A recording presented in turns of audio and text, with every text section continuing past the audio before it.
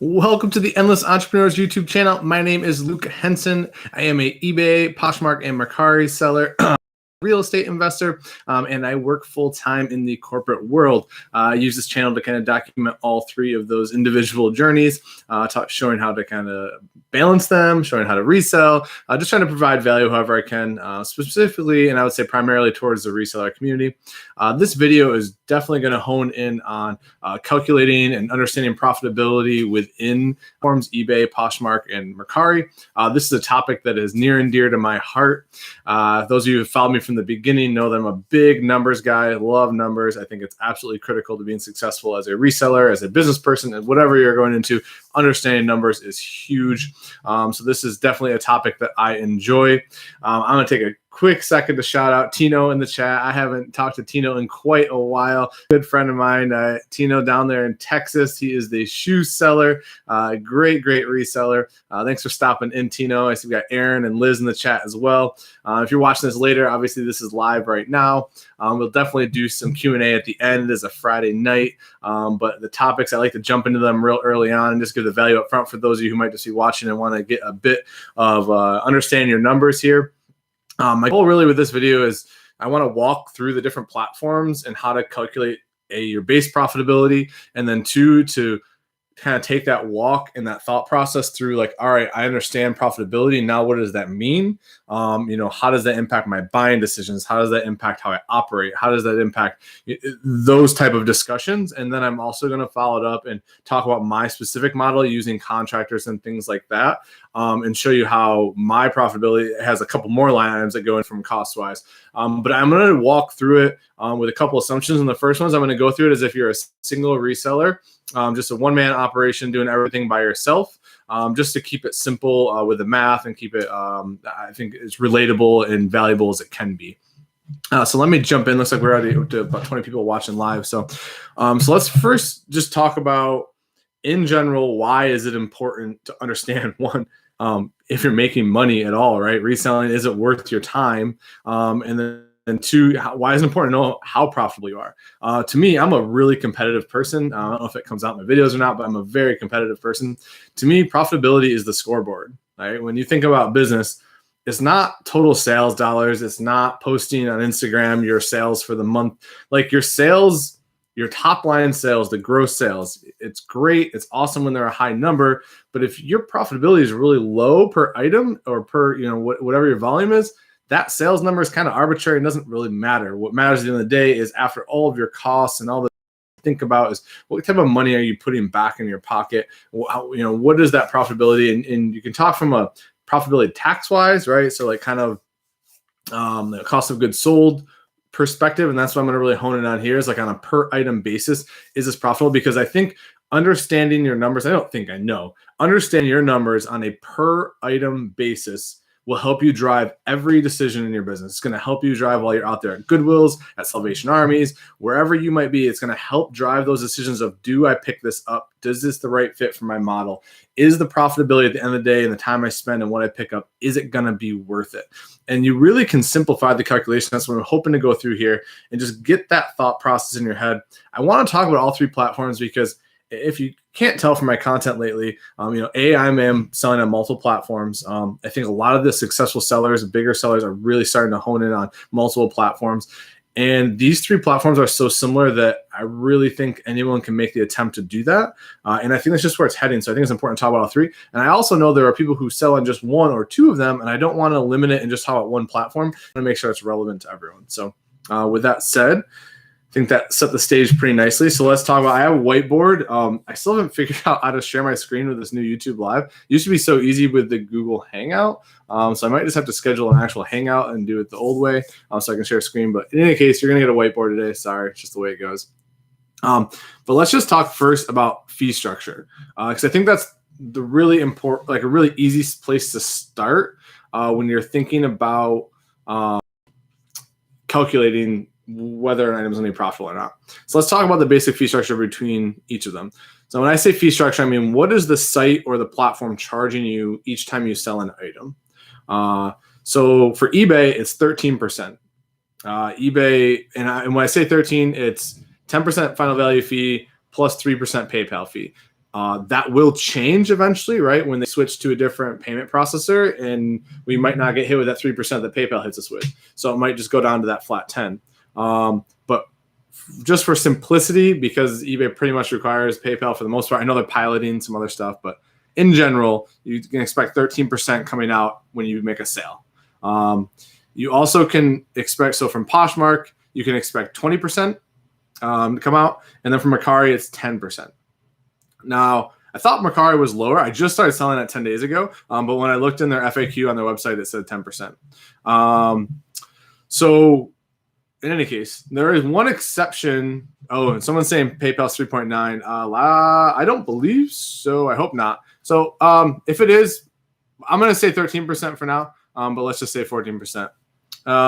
So Chrissy said something important in chat. She's saying to factor in promoted listing percent in eBay. I'm going to assume that we're not using promoted listings. I think, especially for a one-man shop doing thrifted items, I don't think promoted listings is necessary at all. So I'm going to exclude that for simplicity, but you are right. It's something to consider. So it is 3.9% PayPal. Okay, so we'll go with 14%. We'll go with 14%. Let me change that. Change my whiteboard. All right.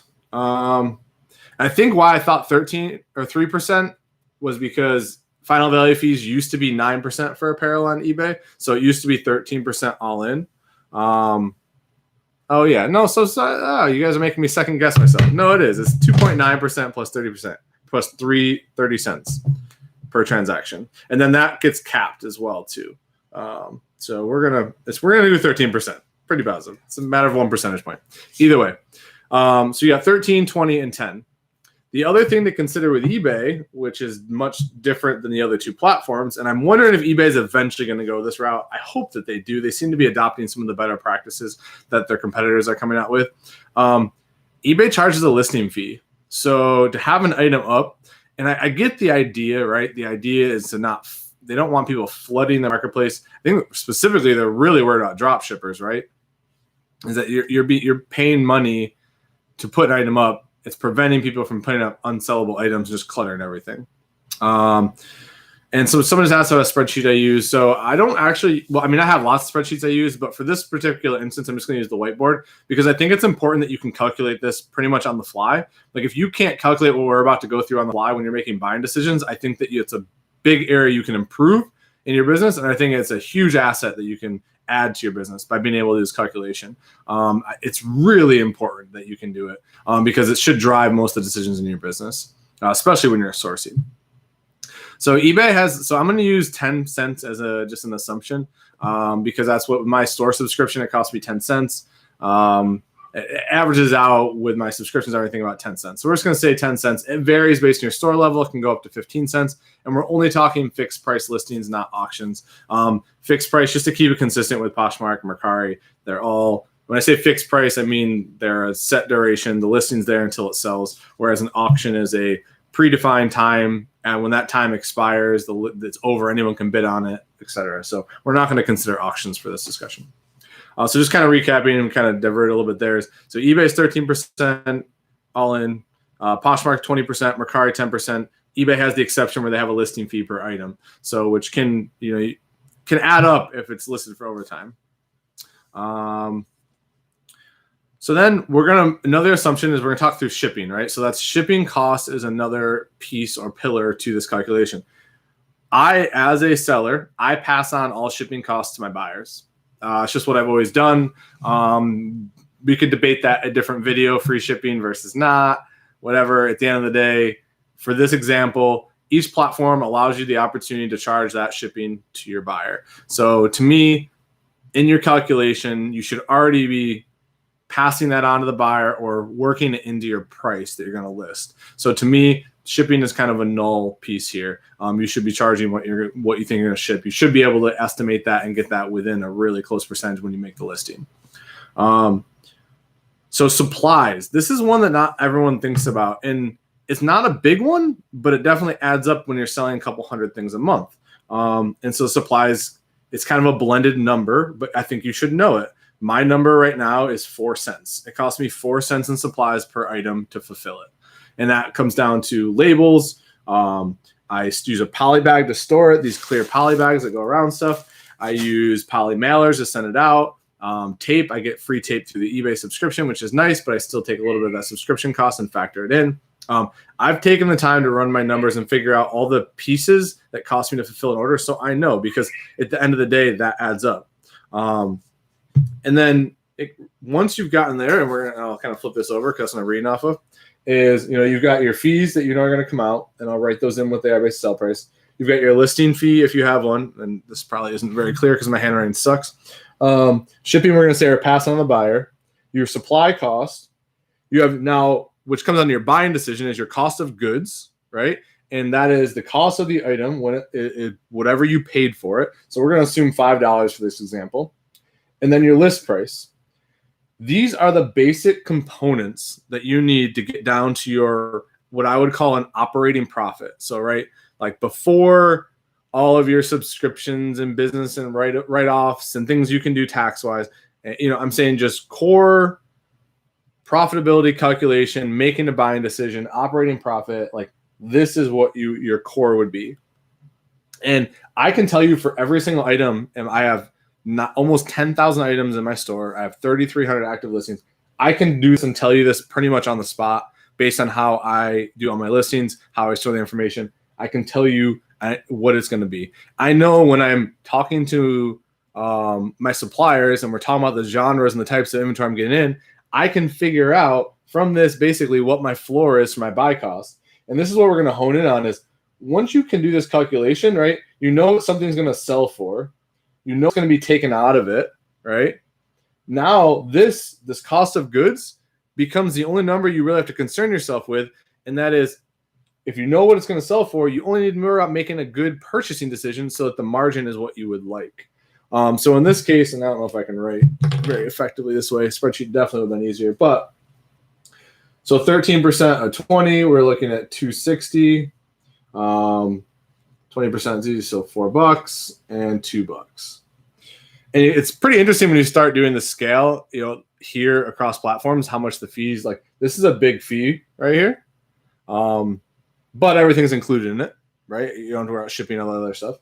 But that's why we're assuming just kind of flat passing that on. So at $20, and I'm using 5 as a number here because I think it's a pretty realistic buying cost for a thrift store in general. Not talking bins price, I know you can get them way cheaper, which makes you more profitable. But just saying like basic thrift store prices, right? So we just start quickly, tagging this stuff up. It's like 260, 270, 275. Take out my cost of goods, so now I'm up to 775. And now, quick math here, we're at $12.25 we made in that item. My quick operating profit on eBay for that $5 item that sells at $20 is I'm netting $12.25. Pre-tax, before paying taxes on it. So that's just something to think about when you start to benchmark these things in your head and you know what platform you're going to sell on. When you walk into that thrift store, it's like, hey, this is a $20 item. I know roughly what I'm gonna put in my pocket for my time. So when I start thinking about, hey, this suit jacket is only going to sell for $20 and it's going to cost me 3 times as long to list as a shirt that sells for $20, you may shy away from buying that suit jacket because it's not worth your time. This $12.25 is not worth your time, right? And then walking down here with Posh, that same item at $4 fee, no listing fee, obviously. We're at $9.05. So now we're at $10.95. So almost about $1.30 difference there.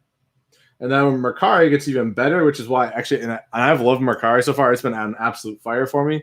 So we're at $2.05, $7.05. So now we are at $12.95. So on this ratio here, and I know you probably can't read this as well, but on this ratio, when you're looking at that 5 into 20, and I'm using that as like a basic principle, I think that's like your bread and butter, low end stuff, especially from an apparel perspective, right? Your 5 into 20, this fee structure, passing on that, you're looking at a decent spread, but every single item is over $10, right? Every single item you're putting $10 in your pocket, as long as you're passing on the shipping costs appropriately, right, to them. This is what you're looking at. Now, first of all, I think this is a really powerful illustration when you think about it in your head. When you think about which platform do I want to sell something on? 1. do I want to take the time to buy the item? Is it profitable enough based on the time I put in? And then 3 is, can I make a better buying decision to increase that margin, right? That same $20 item, if I now all of a sudden can buy it in bulk and I can get it down to $250, I just put $250 in my pocket for every time I sell that item. Right? It's a big chunk of money putting back in your, especially over a large amount of volume, right? It's a decent percentage chunk there. So I don't want to beat that piece to death because that's not really the core message of what I want to get across here. What I want to start talking about is using that concept, that framework, having that rough sketch in your mind into how you can make better decisions for your business. And so I'm going to walk through kind of an illustration of what I've been working out in my business. So I've spent this whole year developing relationships with suppliers and developing what I call a machine that within my business can process inventory, list it, sell it. What I'm doing right now in my business is I'm sourcing and I'm shipping. Everything else I have someone else doing. So when I do this calculation, it's important for me. I have to know the cost to do all that other stuff. So whereas in this illustration we did here, you're not worrying about the cost to list it, right? All it is your time. You're not worrying about the cost or the time that takes to delist it when it sells on multiple platforms. You're not worried about the time it takes to photograph it. You're not worried about those things because you're doing it yourself. But in my case, this becomes even more important because I need to know the costs that go with that as well. And so just giving rough math right now, I can tell you on a per item basis, it cost me $4.75 from end to end to have it photographed, measured, bagged, inventoried, listed on 3 platforms, and then once it sells, delisting it on all the platforms so I don't have any duplicative sales. So that calculation there on that 5 into 20, I have to take away another $4.75 for me. So I'm under that $10 threshold here. However, I'm not spending any of my time on any of those other tasks. So when I start making buying decisions, I'm really honing in on, okay, what is my base level of profitability I will accept per item, right? That's the first thing I want you to go to right now and to think about from a tool standpoint in your business is you need to start running these numbers. I mean, even if it's just sitting, at night, you're on your phone and you're doing, like someone mentioned, have a spreadsheet on their phone, just put in these categories and start running numbers. Start changing out the sale price. Keep your other things static. Change out the sale price, change out the fee structure, see what the profitability is and see what your lowest profitability you're comfortable is. Figure out that number and then figure out what the average buy cost is and sale price to get there. So for me, I'm pretty much at a point where if I can't net like $650 per item, and that's after all of my costs to pay contractors, fulfilling everything. If I can't net $650 on the item, it's not worth it to me. And that's where, for me, I'm buying in bulk unmanifested. So I don't have as much control over that. But what I do have control over is if I want to process all the items I get, or does it make more sense to maybe donate some of them as a write-off, to sell them in big lots of, flawed items. Those decisions, this framework helps me decide whether it's worth that investment or not to even put it up. But especially thrifting early on, this is something I wish I adopted a lot sooner early on. I made a lot of bad buying decisions, when I was first starting out because I didn't quite understand this concept. I was like, oh, sweet, they'll sell for $18. That's great. But I bought it for $6. And, at the end of the day, I'm making way less than $10 for a lot of time and a lot of time it sat there before it sold, a lot of time to list it, whatever. Those are things to really think about. And if you don't think about them now, it can really stunt the growth of your business. I think that's another reason I'm passionate about knowing your numbers. And these are just basic. I think people overcomplicate numbers like they have to be this big, like huge, complex model. Like when it comes to reselling, it's like there's only a few components you really have to worry about. It's like, what does it cost to sell it on the platform? What does it cost to fulfill it to the customer? What does it cost me to buy the actual item? And what can I sell it for? Like those are the really basic questions you ask. If you can answer those, you can make some really powerful decisions in your business. But I really encourage you, take some time, take an hour, just mess around with this, figure out what is your base, your floor. That way, when you go to the thrift store the next time, you can pass on items that are going to waste or stunt the growth of your business. I think it can be really powerful. So anyways, I definitely a rant there, or not rant, but it's kind of like a tangent of the content, but I think it's so good. And that's a great, so someone said that, oh, that's interesting. Sorry, I was reading the comments. But someone just said there's a final fee calculator on eBay, the website itself. And you're absolutely right, there is. So you definitely can reference that if you want to get a feel for that. But I do think you also have to start thinking about the other costs on your end here. And Paul said, seems hard to figure that out when you sell wildly random stuff like a jackhammer, laser printer, vital sign monitors, servers, etc. I don't really think so, right? Like, the fee structures don't change that much on eBay. I mean, and what you can do for that is pick, because I think where you're going is that the categories of the final value fees can change, right? They're different across certain categories. Just pick the highest fee structure one and do all your calculations off it. That way, no matter what, you're hitting your floor. So if 15% is the highest they charge in a category, just do all of your calculations off 15%. If you can make money with that 15%, then it's fine. Because still at the end of the day, Paul, like, it comes back to you're buying it for a certain price. It's going to be sell for a certain price that you can figure out. All these things are easy, pretty at your fingertips as far as research goes. You're passing the shipping costs onto the buyer, so you don't have to worry about that. Oh, he's saying it is the end-to-end labor cost that is way too hard to estimate. That's very true. You're right. So in my circumstance, the reason I chose to focus in on apparel is because I could build a framework, a business, and a machine and processes that are very predictable and very controllable cost-wise and time-wise. So it's easy for me to build that. For you, you're right. That's going to vary widely, right? It might take 10 times longer to list something and test it and do all the stuff than it is something else. So that's really true. Someone just said if your average selling price per item is $30, 30 cents is 1%. Yeah. I'm trying to figure what point you're trying to make there. Sorry.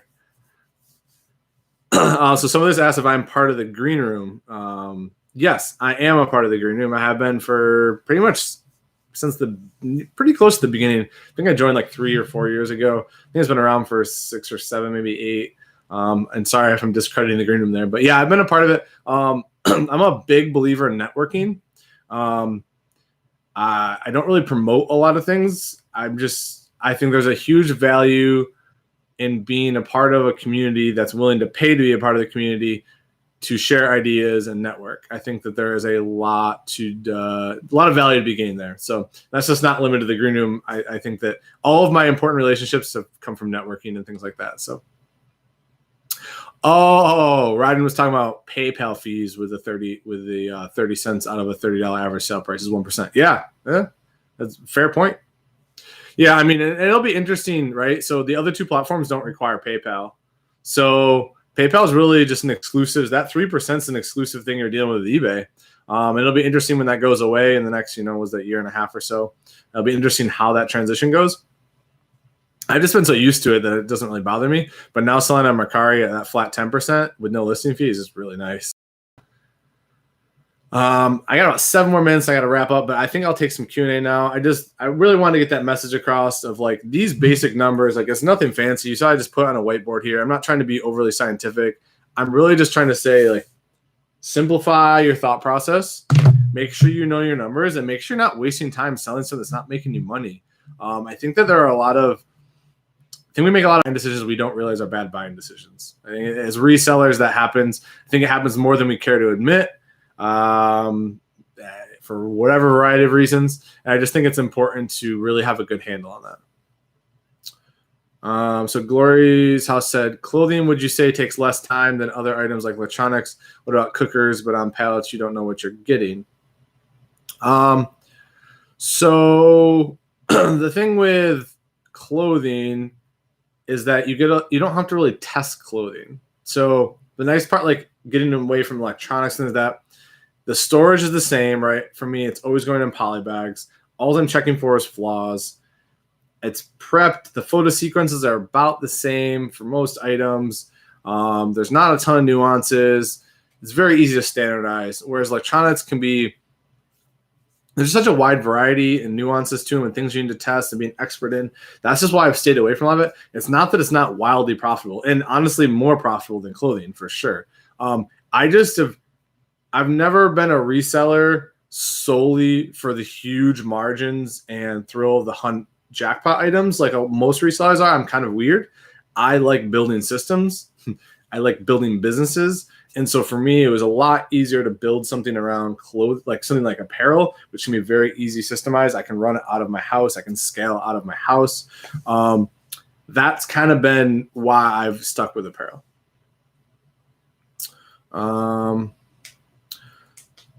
So someone just said, haven't been in Mercari in a while and never sold on Posh.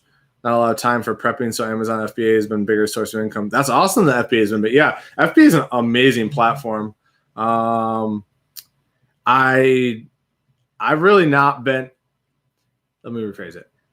Amazon is an amazing way to start out as a reseller, amazing way to grow a huge business. It just doesn't appeal to me. I don't really know why. I've tried it several times. It's just I like the fulfillment side. I like actually fulfilling and storing. I like the idea of buying tractor trailer loads eventually. I like the idea of warehouses. That's always been in my mind. Not that you can't do that with Amazon too.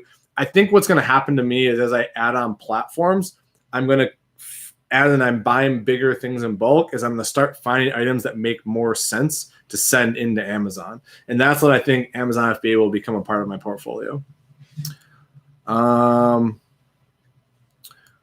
just said, what was your worst buy and what did you take away from it? Oh, that's a good question. Wow.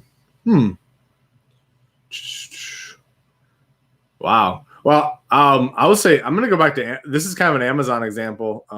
Amazon and eBay. When I first started getting into vintage electronics way back when, I didn't understand my fee structure very well, and I didn't understand the shipping structure very well. And I was picking up used electronics that were like, they were selling for $60, $70. I was paying like $20, $25 for some of them. And then I was doing free shipping, so I wasn't passing the shipping on to the buyer.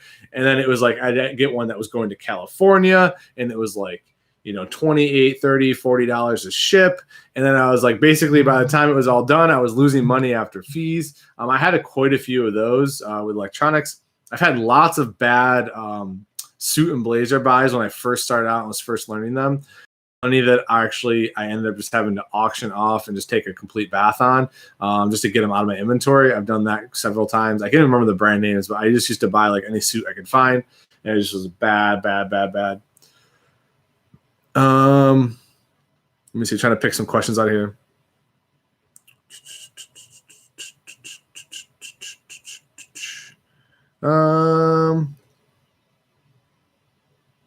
Someone said, worst buy, new car. I learned not to buy new cars for reselling. Like Luke said, anything that ships to the West Coast. Yeah, West Coast can be brutal for heavy things. So Paul said he does a lot of seller-fulfilled Prime instead of shipping stuff off to Amazon or warehousing and fulfillment. Helps to have a great UPS discount. And second-day shipping doesn't cost much, 1/3 of retail. Yeah, that's really interesting. I've thought about doing some self-fulfilled stuff on Amazon with some of the things I'm buying, the brands that I think I can sell on there still. I definitely can see it coming in the future, especially once I hit a space issue. I can definitely see being strategic about using actually FBA itself just to free us in that space. And yeah, so someone said so many variables that can make or break the deal. Yeah, completely. I think the other part where this is really good is like when you're haggling at like a garage sale, a lot of you like the garage sale. I think knowing this fee structure really helps a lot. It helps you on the spot, kind of work to a number that makes sense. Thrift store, it's like, yeah, it's great. You can take your time figuring it out. You're in the store, you can pull the item, you can do the calculations. But like when you're at the garage sale, you're kind of on the spot negotiating, trying to make it happen. Knowing these things off the top of your head, knowing that rough like chart kind of buy costs. Like when I used to thrift, I always knew like my thing was all of our stuff was flatly priced on here. I could get pretty much everything for $4 or $5. Like jeans were $5, everything else is pretty much $4. Suits and blazers were $5 or $10 if it was a suit. So everything was really flat. So for me, it was like if I didn't think I could sell it for $20 shipped, I didn't waste my time on it. That was always, and so I knew, for shirts roughly, it was going to be $4 a ship. I knew for blazers and whatever else, I was going to sell them flat rate in a flat rate envelope. So I would calculate that. And then as I started charging shipping, I didn't have to as much. And I just started thinking, okay, 4 into 16 is my floor, or 4 into 18 is my floor. And so you start thinking about things like that. It just made it so much easier, and I would fly through the racks quicker, knowing that quick conversion, that quick calc in my head. So yeah, I don't know. I'm a big numbers guy. I think that it's important for everyone. So someone said, what is the lowest ROI you are willing to accept? So it's interesting.